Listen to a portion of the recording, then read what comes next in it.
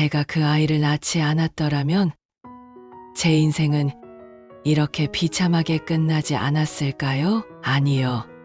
이제는 후회해도 소용없습니다. 이미 모든 것이 엎질러졌으니까요. 그 아이는 제 심장을 송곳으로 찌르듯 아프게 했습니다. 처음부터 그런 아이는 아니었습니다. 어릴 때는 그저 조금 떼를 많이 쓰고 성격이 고집스러울 뿐이었죠. 그래서 저는 그저 사내 아이들은 다 그런 줄로만 알았습니다. 엄마, 나 오늘 친구들이랑 놀고 싶어. 그래.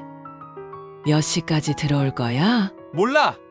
그냥 좀 내버려둬. 초등학생 때부터 저 아이는 점점 저와 멀어지기 시작했습니다. 제가 아무리 다가가려 해도 벽을 치듯이 밀어냈습니다. 그리고 시간이 지나자 그 거리는 더욱더 멀어졌습니다. 고등학생이 되고 나서는 집에 들어오는 시간도 점점 늦어졌습니다. 제가 저녁상을 차려놓아도 손도 대지 않은 채 방에 들어가 버리곤 했죠. 어느 날은 그 아이 방에서 이상한 냄새가 났습니다. 너 담배 피우니? 아, 엄마는 왜 그렇게 참견이야?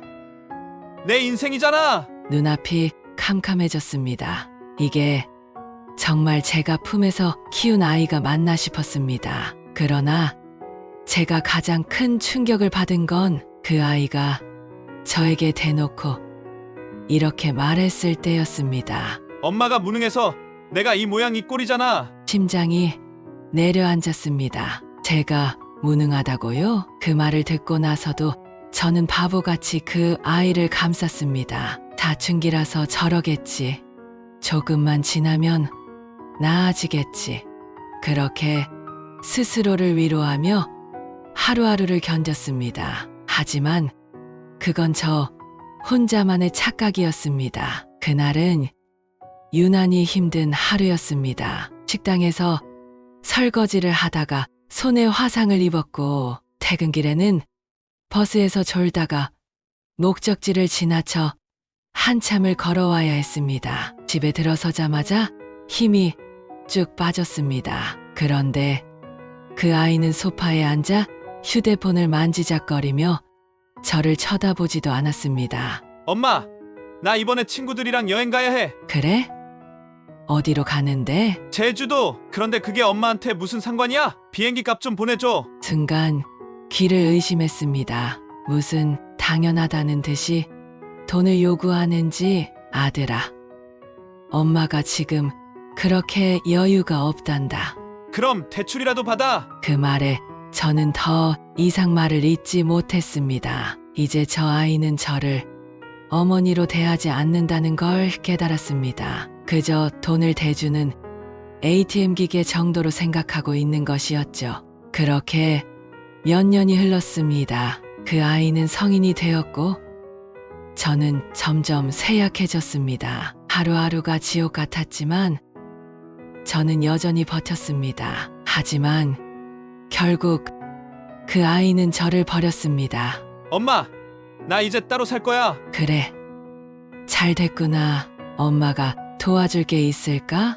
집을 얻으려면 돈이 좀 필요해. 얼마나? 3천만 원 정도. 순간 숨이 턱 막혔습니다. 제 통장에는 그만한 돈이 없었습니다. 하지만 아이는 당연하다는 듯이 요구했습니다.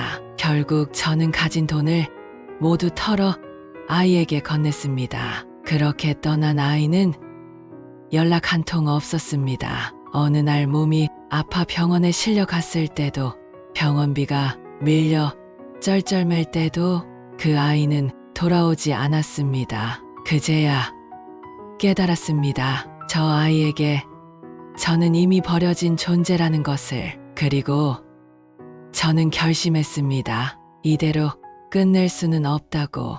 저는 남은 힘을 다해 움직였습니다. 제가 가진 모든 재산을 제 앞으로 돌려놓았고 그 아이의 이름으로 된 것들을 하나둘 정리하기 시작했습니다. 저는 사라졌습니다. 어디로 갔는지 아무도 모르게 흔적도 없이 사라졌습니다. 처음에는 아이도 별 신경을 쓰지 않았을 것입니다. 엄마는 원래 저러니까 그렇게 가볍게 생각했겠죠. 하지만 한 달이 지나고 두 달이 지나면서 그 아이는 점점 초조해졌을 것입니다. 집세가 밀리고 카드값이 연체되었을 것입니다. 전화기를 붙잡고 저를 찾으려 했겠죠. 그리고 마침내 전화가 왔습니다. 엄마, 어디야? 하지만 저는 전화를 받지 않았습니다. 엄마, 제발 연락 좀 해줘. 나 요즘 너무 힘들어. 그 말을 듣고도 저는 아무런 대답도 하지 않았습니다. 그 아이는 결국 찾아왔습니다. 얼굴이 말이 아니었습니다. 그렇게 기세등등하던 모습은 온데간데 없었고 마치 길 잃은 아이처럼 초라해 보였습니다. 엄마, 제발 한 번만 도와줘. 저는 미소를 지으며 차갑게 말했습니다. 너도 이제 알겠니? 내가 얼마나 힘들었는지. 아이는 아무 말도 하지 못했습니다. 그저 저를 바라볼 뿐이었습니다. 저는 그 아이에게 돈 한 푼 주지 않았습니다. 그리고 마지막으로 이렇게 말했습니다. 이제부터 내 인생은 내가 책임져야 해.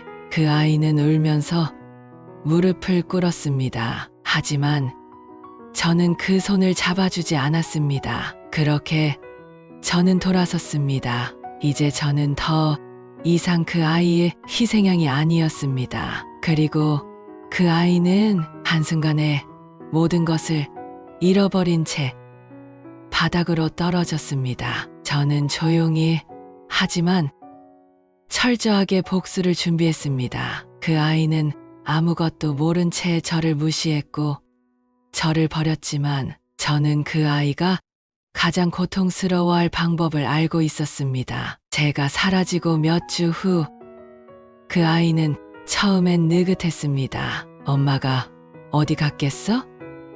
곧 돌아오겠지.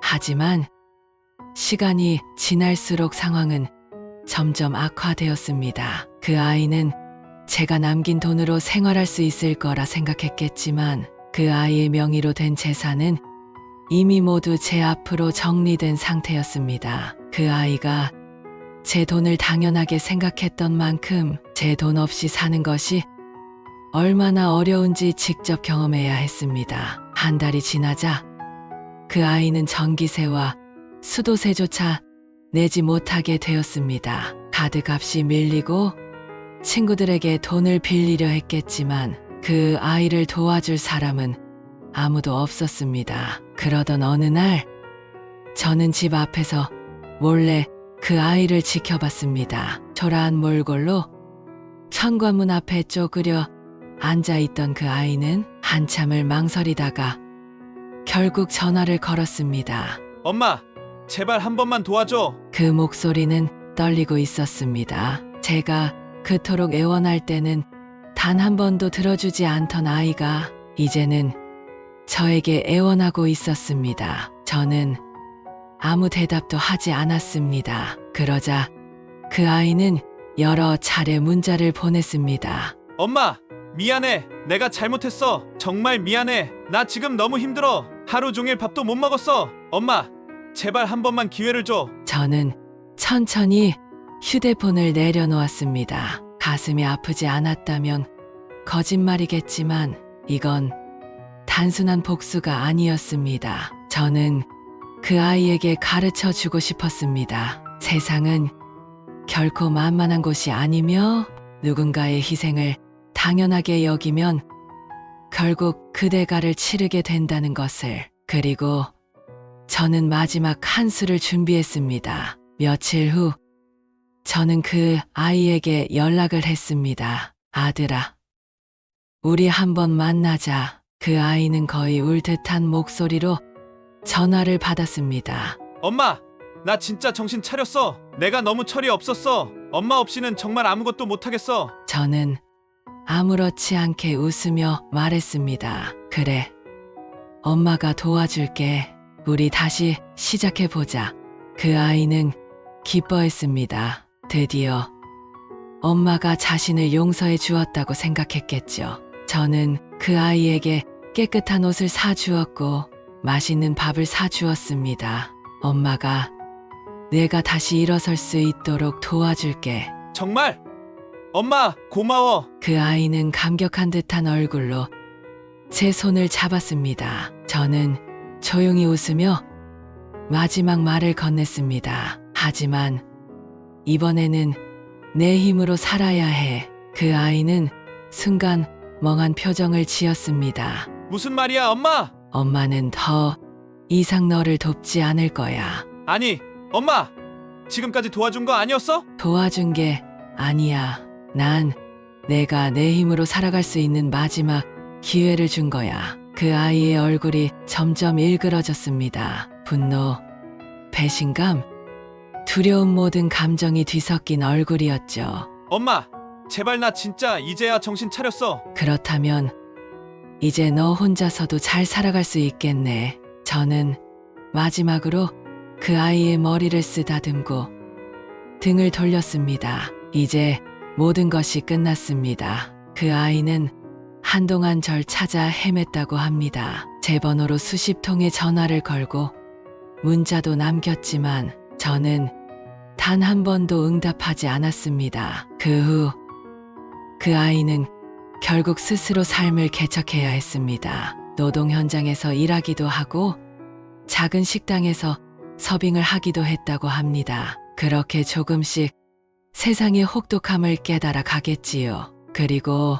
몇 년 후 저는 우연히 그 아이를 다시 보게 되었습니다. 허름한 옷을 입고 피곤한 얼굴로 거리를 걷고 있었습니다. 하지만 이상하게도 제게 인사하러 오지는 않더군요. 아마 그 아이도 이제 깨달았겠지요. 자신이 한때 무시하고 버렸던 어머니가 결국은 가장 가혹한 방식으로 가르침을 주었다는 것을. 저는 그 아이에게 더 이상 원한이 없습니다. 다만 이제야 제 인생을 찾았을 뿐입니다. 그리고 저는 더 이상 눈물을 흘리지 않습니다. 어리석었던 제 자신을 탓해야겠죠.